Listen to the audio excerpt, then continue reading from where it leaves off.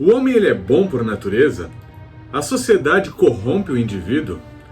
A propriedade privada é a culpada de todas as desigualdades? Fica comigo aqui no vídeo, meus bons selvagens, que iremos observar as teses de Jean-Jacques Rousseau acerca do contrato social que formou a sociedade civil. Então já curte, se inscreve no canal se você não for inscrito e no final comenta a sua opinião. E compartilha com o amiguinho para ver se ele acorda para a vida, beleza? Bora lá!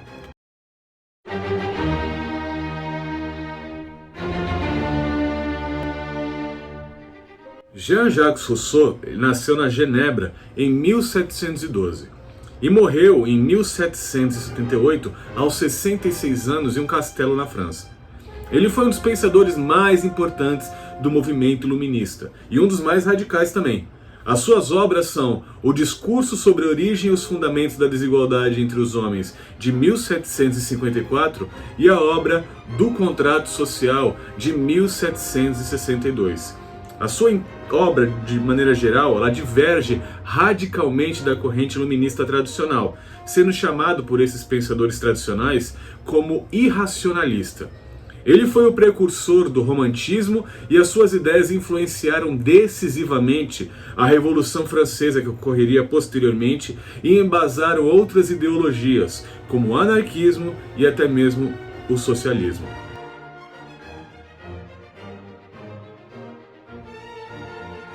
Se Thomas Hobbes, que vimos nesse vídeo aqui em cima, afirmava que o homem era mau por natureza ao dizer que o homem é o lobo do homem, Rousseau tinha uma visão muito mais otimista acerca do estado de natureza do ser humano, divergindo literalmente de tudo aquilo que Hobbes analisou e opinou sobre como o homem se encontra em seu estado natural. Rousseau é o autor da célebre frase: "O homem nasce bom e a sociedade o corrompe". Para Rousseau, nada era mais gentil e agradável do que um homem em seu estado selvagem, pois era um equilíbrio perfeito, segundo ele, entre o que se quer e o que se tem disponível na natureza. O homem natural para ele é desprovido de razão e é um ser de sensações, e só deseja aquilo que o rodeia. Isso contrasta com a maior parte da filosofia ocidental, por exemplo, Aristóteles, que dizia que o homem naturalmente tende ao saber. Para Rousseau, o homem estaria à procura apenas de alimento, descanso e reprodução, e viveria sozinho, o que ele chama e dá o nome de o bom selvagem. O homem realmente livre faz tudo o que lhe agrada e convém, basta apenas deter os meios e adquirir força suficiente para realizar os seus desejos. O homem, para ele, é antissocial, mas é potencialmente e eventualmente associável, pois, segundo ele, não é hostil à sociedade, mas não é inclinável a ela. Foram os germes que se desenvolveram e podem se tornar as virtudes sociais, tendências sociais, mas eles são apenas potenciais.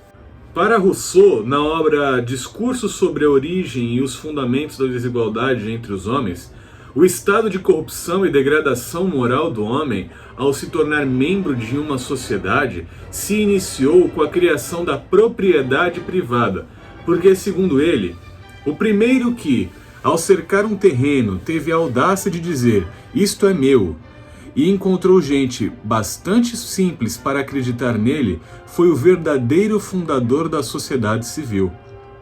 Quantos crimes, guerras e assassinatos, quantas misérias e horrores teria poupado ao gênero humano aquele que, arrancando as estacas e cobrindo o fosso, tivesse gritado a seus semelhantes: "Não escutem a esse impostor, estarão perdidos se esqueceres que os frutos são de todos e a terra é de ninguém". Aqui nós vemos uma clara divergência entre Rousseau e John Locke. Se para Locke a propriedade privada era um direito natural do homem, mesmo em seu estado de natureza, para Rousseau a propriedade privada é justamente a raiz de todos os males. Aquilo que gerou cobiça, imaginação e, consequentemente, desigualdade entre todos os indivíduos da mesma espécie. Ele foi o primeiro iluminista a questionar de forma efetiva a propriedade privada. E aqui surge uma discordância minha em relação às ideias de Rousseau. São apenas os meus 2 centavos, tá bom? Se o homem natural, o bom selvagem, segundo ele, que possui apenas instintos como um animal da natureza, perde a sua bondade por causa da propriedade privada, Rousseau mostra, na minha opinião, desconhecer que em todo o reino animal, em todas as espécies, há disputas por territórios, prioridades em suprimentos, hierarquia e também para acasalamento. Por que um comportamento territorial humano seria tão inconcebível no mundo natural? Por que o homem naturalmente não é classificado como um ser competitivo e territorialista, se encontramos essa característica em praticamente todo o mundo animal? Fica aqui a minha reflexão. Rousseau, em um discurso sobre a origem e os fundamentos da desigualdade entre os homens, afirma que a maioria de nossos males é obra nossa, e os teríamos evitado quase todos conservando a maneira de viver simples, uniforme e solitária que nos era prescrita pela natureza. Rousseau entendia que a sociedade que se criava forçava o homem a deixar a sua natureza de sensações e de se preocupar apenas com o presente para adquirir ideias, memórias, sentimentos e consciência moral, sem, porém, o devido respeito pela ordem natural, segundo ele. E o resultado de tudo isso era um estado em que as necessidades do homem se multiplicaram a um ponto em que ficaram impossíveis de se satisfazerem sem outros seres humanos, tornando o homem cada vez mais fraco, dependente, dividido e preocupado, cada vez menos livre em um estado de agregação social, mas sempre pensando em primeiro lugar em si mesmo, tentando sempre dominar esse determinado agrupamento de pessoas. E para Rousseau, essa é a pior escravidão. Precisamos dissimular o que somos, parecer o que não somos. O homem natural se destrói sem se realizar. Um eu fictício vai formando-se aos poucos e substitui nosso verdadeiro eu. Todos ficam divididos e infelizes e acabam se acomodando com seus grilhões. Assim, então, criou-se o contrato social de Rousseau. Os homens não tinham mais a capacidade de subsistência individual e precisaram então se reunir. A partir daí deixaram de viver em um estado natural para viver em um estado civil. Quando o homem passa do estado natural para o civil, várias mudanças ocorrem, segundo Jean-Jacques Rousseau. Ele substitui o instinto pessoal pela justiça e adiciona agora a moral à sua conduta. O homem perde a sua liberdade natural e o direito a tudo o que puder alcançar, e ganha a liberdade civil, que é limitada pela vontade geral, e estabelece então a impossibilidade de se ultrapassar os direitos de outro indivíduo. Hobbes defendia um Estado forte e coercitivo, na figura de um soberano de poderes ilimitados. Já no Iluminismo, alguns pensadores como Voltaire e Montesquieu defendiam limitações ao poder executivo do monarca. Montesquieu, por exemplo, disserta sobre a famosa tripartição dos poderes em legislativo, executivo e judiciário, com pesos e contrapesos, sendo todos esses poderes harmônicos e independentes entre si. Algo que, na teoria, deveria acontecer aqui nos dias atuais, não acha? Perdeu, mané, numa mola. Locke, por exemplo, é considerado um dos principais defensores da primeira revolução burguesa ocorrida na Europa, a Revolução Gloriosa, pela qual a burguesia britânica assumiu o poder do Estado na Inglaterra, estabelecendo a supremacia do legislativo sobre a coroa britânica, instituindo assim a monarquia constitucional, limitando os poderes do rei. Locke defendia que esse legislativo deveria ser composto por representantes do povo.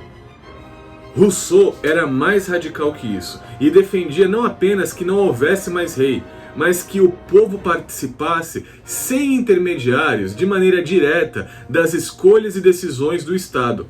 Ele apontava que fosse criada uma república e que o Estado servisse apenas para garantir a vontade da maioria por intermédio de uma democracia direta, uma representatividade direta e não indireta. Para você entender, hoje no Brasil temos as duas formas de democracia descritas na Constituição Federal de 1988, no parágrafo único do primeiro artigo. Todo poder emana do povo, que o exerce por meio de representantes eleitos ou diretamente nos termos desta Constituição. Ou seja, no Brasil, a democracia é híbrida, semidireta ou representativa. Escolha o termo que você preferir, pois é realizada tanto por intermédio de nossos representantes eleitos, ou seja, de forma indireta, como diretamente por meio de instrumentos descritos em nossa Constituição como plebiscito e referendo, embora sejam raríssimas as consultas populares feitas por esses instrumentos. Rousseau, no entanto, defendia que a população deveria sempre ser consultada na hipótese de serem criadas novas leis que regessem a sociedade civil. Na verdade, as leis são as condições da associação civil. O povo submetido às leis deve ser o seu autor. Só aos que se associam cabe reger as condições da sociedade. No entanto, nem tudo foram flores na vida de Jean-Jacques Rousseau. Ele teorizou muito sobre a educação e como deveriam ser construídos os princípios educacionais do homem em suas obras.